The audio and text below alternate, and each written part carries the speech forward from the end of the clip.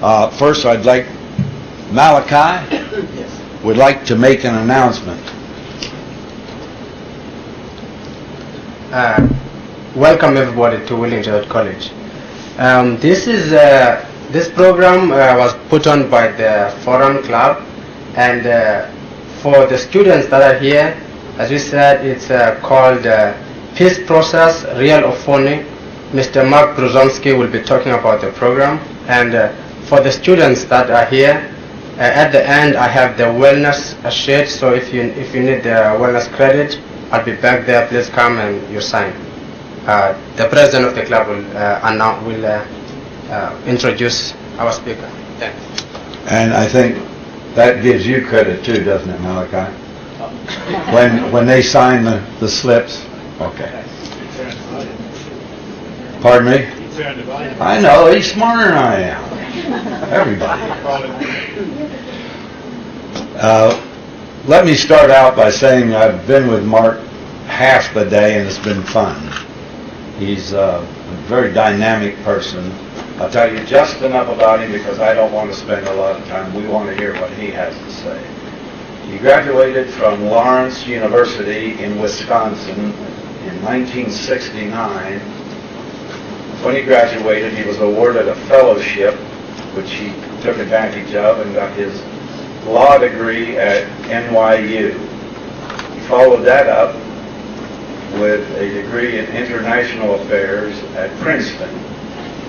So he tends to be a very well-read, intelligent person, a scholar, which I think we all can appreciate.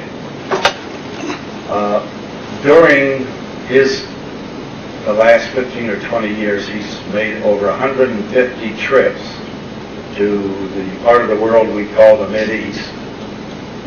He has been consultant to any number of countries there, just to name a few: Saudi Arabia, the PLO, and Libya.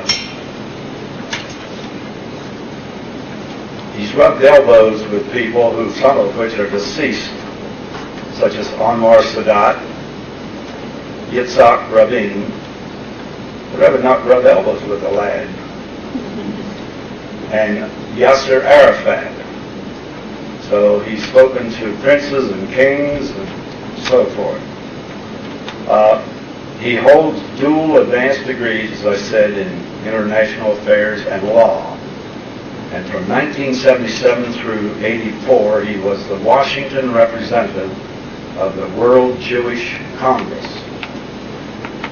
He's been a consultant on the Middle East for a number of organizations, and he's the author of several publications on the Mideast, Israel, and U.S. policy. His message, well, he'll tell you it's not all that. He's not here to entertain, but off the record, he has a great sense of humor, and better late than never. So it's with a great deal of appreciation, respect, and so forth, Mark Bruzonsky.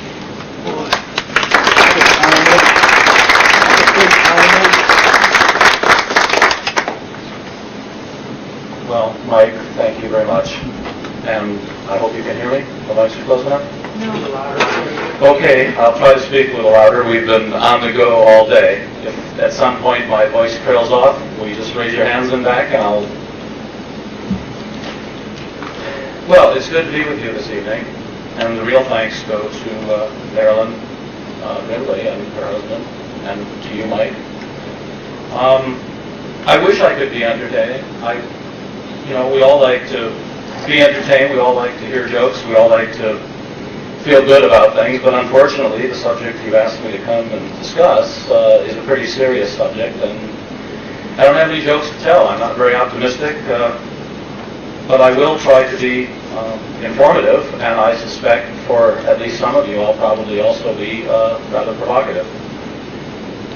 And I say provocative because I know that the differences between what many Americans have come to think about the Middle East, and they've come to think about the Middle East based on limited and biased information from the media. They've come to think about this way about the Middle East because their leaders, their elected leaders, have not told them the truth and in many cases have covered up what's really going on. They've come to think this way because there's a lot of deceptive information that various special interests and lobbying groups put forward. So the differences between what many Americans have come to think about the Middle East and what is actually happening in the Middle East are quite considerable. And so when someone like myself gets up, says what he honestly believes and has experienced, it comes across as being very provocative. We'll see. I'm going to try not to go on too long because I'd like to hear from you, and I have a feeling that rather than just lecturing to you for a long time, it would be much better to have a dialogue. We're a relatively small group. I'd like to take your questions, and I'll give you the best and most honest answers I can after these 150 trips to the region and meeting the people I have and experiencing the things that I have. Let me tell you about the peace process, because that's what most of you have been hearing for many years now, the peace process in the Middle East. And let me start by just reading you something that came across my internet desk, which is where I get most of my information these days about the Middle East, certainly not from the New York Times or the Washington Post, although there is sometimes useful information there. Let me just read you this short message from what seems to be a Palestinian American. He writes, and this is dated 10 days ago, "My father, who suffers from kidney failure and is now sleeping unconscious at his home in Jenin, is unable to leave town to an adequate hospital that can treat him. Jenin's lone hospital cannot take care of him because it does not have the equipment. He cannot leave town to enter the nearby city of Nazareth, nor to Nablus, let alone to Jerusalem. He is in a very critical situation. My uncle, who is an American citizen, contacted his representative to help. My sister, who is also an American citizen, contacted her representative, who did not bother to answer.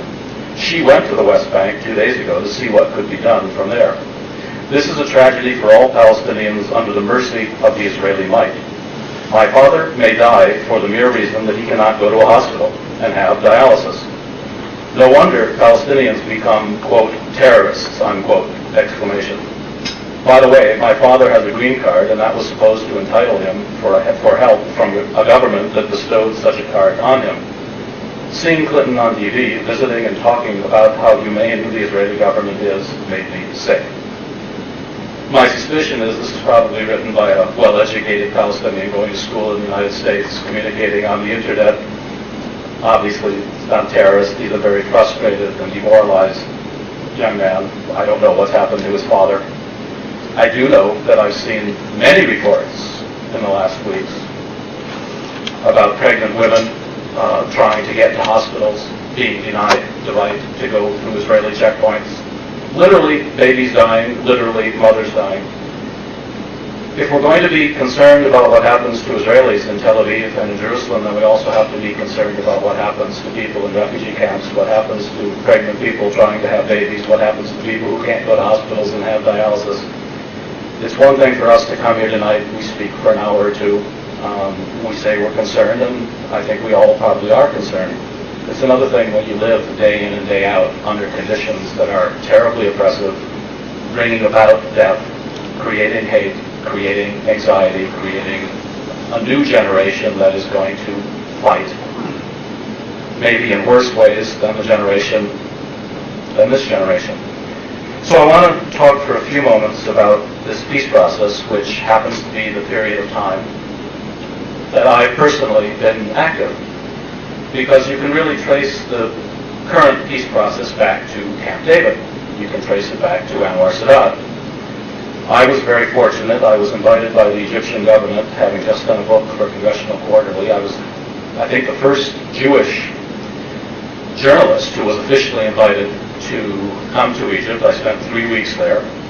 And then I had an opportunity to meet with Sadat, and I arranged with him to send the first public telegram that was ever sent from the Arab world to Israel. Doesn't sound like a lot now, believe me. In those days, it was absolutely unheard of. Nobody had the slightest belief when I told them that he tells me he's going to send a telegram to Israel. However, this peace process that that we hear so much about from our president, from the media, from the various lobbying organizations, let me tell you what has really happened since my meeting with Sadat to the people of the Middle East rather than to the people of the United States. First off, right after the peace process, you had the destruction of Lebanon. You had repeated Israeli invasions, culminating in the 1982 invasion, the death of tens of thousands of innocent Palestinian women and children, the bombing of camps, the intervention of the United States, the shelling of the Lebanese mountains by the American Navy. You had the Marine barracks blown up. You had American hostages taken. Sometimes we forget all of these things. This was all part of the quote-unquote peace process that, in fact, shortly took place after the Camp David signing. You also had the Iranian Revolution. There's a huge background to the Iranian Revolution, but to make it short, we put the Shah, the CIA put the Shah back on the throne after a fairly secular revolution in 1953. He repressed and tortured his opposition, and by the late 70s, the only people left were the extreme Islamic fundamentalists who then took over Iran. Shortly after they took over Iran, you'll remember Iraq attacked them. But Iraq didn't attack in a vacuum. Iraq attacked because Saudi Arabia, Kuwait, the United States, and Israel all encouraged the Iraqis to attack, to undo the Iranian Revolution. And then you'll remember that for a period of years we fueled both sides. Whichever side was winning, we fueled the other side to keep it going. We were even providing arms, the Iran-Contra scandal, to the Iranians when it looked like they were going to, when the Iraqis were going to overrun them. This is all part of the peace process that you hear so much about. But if you're an Arab living in Iran or living in Lebanon or living in a Palestinian refugee camp, somehow it doesn't look like the same kind of peace process that our politicians tell us it is. The invasion of Lebanon led to the Sabra and Shatila massacres. I don't know how many of you remember the details of that, but let me just remind you, or tell you, that the Israelis had floodlights on buildings. They knew exactly what was taking place. They encouraged the Phalange to go into those camps and to massacre thousands and thousands of people. A lot of hatred and a lot of anxiety, a lot of misery was created, and these things don't go away just because I today am reading you about the history of the region. For the people of the region, they remember what happened to them. They remember who did it. They remember why it was done. And they understand that the so-called American peace process is for them a process in which hundreds of thousands, no, actually literally millions of people have died just in this period of time since I met Anwar Sadat and this peace process began. But it's not just that. You've got revolution from Algeria all the way to Pakistan these days. And, well, I told you, the story I have to tell you tonight is a very serious story. It's a story of repression, and it's a story of death and misery, and it's a story that we Americans should be concerned about because we are not innocent observers. Our government portrays us as people interested in promoting human rights and promoting democracy and promoting peace, except that most people in the region understand that the United States is completely hypocritical. The United States supports the most repressive dictators in the region. The United States supports the most repressive royal families in the region. The United States supplies $4 billion, almost $4 billion a year to Israel. And Israel has in fact repressed the Palestinian people for over a generation. We'll get to the current peace process, the most recent manifestation, which began on the White House lawn with Rabin and Arafat in a few minutes. But unless I give you this background, unless I sort of set the stage for discussing the last few years, I don't think you'll fully understand the gravity of the situation that we face in the region. In Algeria, on the west, you had elections. Those elections, family-oriented people, not that much different than us. They have a different religion, but it's a religion of the book. They consider all Christians and Jews to be part of Islamic tradition. That's Algeria. You move from Algeria, you've got Libya. We've had sanctions on Libya for a long time now. Many Americans forget that we also sent bombers to bomb Libya. We also bombed the presidential palace in Libya. We killed relatives of the current president of Libya. Some people think that the Pan Am crisis over Lockerbie, Scotland, was revenge on the part of the Libyans. I don't know. I don't know if it was Syrians or Palestinians or Libyans, but I do know that it wouldn't be that unusual in a situation where one country has bombed and attempted to kill the leader of another country, that country might do something by way of revenge. In Egypt, you have a situation where it's pretty much a police state. The president of the country is a former general. He's dressed up in a nice Seville suit. I've met him a number of times. He's not the most thoughtful man, not the most interesting man I've ever met, but he does his job well. He comes out, he says what needs to be said. There have been a number of assassination attempts. Tens of thousands of Egyptians are in jail, and the country is in sort of a pre-revolutionary phase.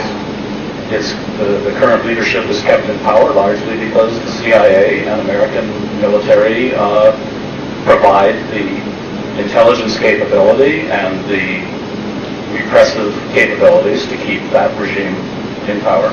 The same is true pretty much in the Gulf. The same is true in Saudi Arabia. If you'll remember, it was just last year, in fact, that the National Guard barracks in Riyadh were blown up. Well, what is the Saudi National Guard? The Saudi National Guard is the Praetorian Guard of the Saudi royal family, trained by the United States. Its job is to make sure that the people of Saudi Arabia don't have a democratic government and don't overthrow the royal family. The royal family itself is corrupt and despotic. The stories of King Fahad's life in Beirut before he became king are legend. Which brings us, without going into the details of places like Bahrain and Kuwait, and by the way, right today, as we speak, I don't know how many of you know there's a near revolution in Bahrain, and a likelihood that American military forces will intervene on the pretext, which is not true, that it's an Iranian-sponsored revolution. These are reports I got in Washington just before I left. I don't even know if they're into the American newspaper yet. So, with all that gloomy news, what about the Arab-Israeli peace process? And what about what's been going on for the past few years? And why shouldn't we be hopeful? And why shouldn't I take a much more positive attitude? After all, I'm Jewish, and don't I support Israel? And don't I think that at least there's hope after the events of the past couple of years? Well, I have a whole packet full of quotes from experts. People like Professor Edward Said at Columbia University, people like Noam Chomsky at MIT, professors in Palestine, Israeli journalists, people who gave the keynote speak at the Middle East Institute. I haven't got time to read you the quotes. Each one is more negative than the other. The difference between what the experts are saying to each other and writing in journals and what you're told on the evening news and by the President of the United States and by various officials from the Arab countries is mind-boggling. It's like you're talking about two totally different realities. Let me just give you a couple of examples. The White House ceremony, 1993. The ceremony where we were told there was this huge, unbelievable breakthrough, and Rabin and Arafat were shaking hands, and everything was going to change, and peace was around the corner, and America should give more money to both parties. What they didn't tell you, just one fact, but it's a very symbolic fact. They didn't tell you that the very man who had been the head of the Palestinian negotiating team, the very man who had sat in Madrid at the conference as the representative of Palestine and read before the world the position of the Palestinians, wasn't at the ceremony. He refused to come to the ceremony. Now, I was on that day speaking to Canadian national television, and I was providing the commentary for the Canadian national audience. And I checked this to the best of my ability. Not one single commentator on American media ever told the American public that there's something not quite right here. On the one hand, they tell us this is such a major breakthrough and it's going to lead to a stable peace. But on the other hand, even the head of the negotiating team for the Palestinians refused to come to the ceremony and legitimize what he thought to be a complete sellout and a complete surrender. Now, I know that most Americans are primarily interested in the Arab-Israeli issue. I believe there are some Jewish people here tonight, but there are also some Jewish people in this community that aren't here tonight. And apparently they're not here because they feel that this is an unfair situation, that someone like myself should address you and mention things that they don't want you to know. That's basically what's involved here. They just don't want you to know. They don't want you to think about these things. They don't want you to hear that not only is there another side to these things, but in my experience, the best experts in the world, the people that are most acclaimed in the academic journals, the people that have the most books out, the people that are that get the biggest audiences at universities all around the country, Edward Said and Noam Chomsky among them, they completely endorse the kinds of things that I'm telling you. Actually, I endorse what they're telling the world. And they're doing so also not in forums where you get to hear them. When McNeil Lehrer does reports on the Middle East, you never hear from, that's not true. Every once in a while, they do invite Edward Said, and once in 20 years, they invited Noam Chomsky. But they normally invite a very narrow range of people who are pretty much State Department approved type people. In fact, the joke we have in Washington is that if the current Republican Congress takes away the funding from PBS, the poor State Department's going to have to ask for an extra allocation because the State Department is going to have to fund McNeil Lehrer, which is pretty much State Department television. The unfairness is to you. The unfairness is to you out here in the heartland who pay your taxes, who believe in American values, who believe in human rights, who believe in democracy, who believe in justice, and who believe, unfortunately, in my view, our political leaders when they tell us that our policies are in favor of human rights, that our policies are promoting justice, that our policies are leading to a stable peace. That's not my experience. And my brief rendition of what's happened since 1978 in Camp David, the wars, the revolutions, the rise of Hamas. Let's talk about the Palestinians for just a few moments. Where did Hamas come from? There was no Hamas when I first started visiting the Middle East. Hamas was initially a creation of the Israelis themselves, because at the time their policy was to divide the PLO, to delegitimize the PLO. There were Islamic nationalists who knew that the PLO was corrupt, who didn't approve of the secular and squandering policies of the PLO. And the Israelis themselves in the early days pushed forward Hamas in order to further divide the Palestinians from themselves. Whatever one thinks of Hamas, 95% of its activities are orphanages, schools, welfare programs. I'm not fronting for them. I don't even know them. I occasionally have met a few. I'm a secular Jewish existentialist. I have no theological overlap with the Hamas people. But when I have met with them, I have often found, and it's almost always been by accident, I have often found them to be extremely thoughtful, very articulate, extremely committed, far less corrupt than the PLO counterparts. And even the current situation, the bombings and the terrorism of the last couple of months. How many of you remember, or how many of you hear being told, that one of the reasons this is happening is the Israelis arrested the head of Hamas years ago?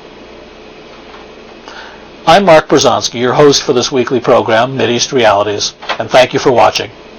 If you too are concerned about the situation in today's Middle East and about U.S. policies toward that crucial region of the world, and if you'd like to meet like-minded persons, why don't you come to one of our weekly social meetings? I'll be there, of course. Just give us a call for details.